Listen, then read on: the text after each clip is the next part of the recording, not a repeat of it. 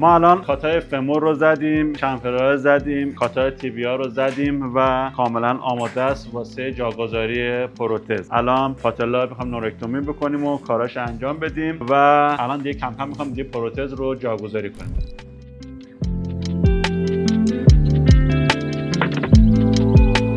عمل جراحی تعویض مفصل زانوی چپ رو واسه بیمار انجام دادیم. مراحل عمل رو یه بار دیگه به صورت مختصر خدمتتون توضیح میدم. ما برش‌ها رو که دادیم، کاتای فمور رو زدیم، کاتای تیبیا رو زدیم، پاتلا رو کاتاشو زدیم و ما کامپوننت فمور، کامپوننت تیبیا و اینسرت رو بعداً جاگذاری کردیم. انحراف محوری زانو و حالت پاپرانتزی زانو به طور کامل برطرف شد. کاملا اندام تنتانی الاین شده و همطول پای مقابلش که قبلا جراحی شده بود الان شده. یه عمل جراحی کاملا موفق بوده و یک عمل بسیار خوب واسه بیمار انجام شده. امیدوارم که مورد توجه دوستان عزیزم قرار گرفته باشه.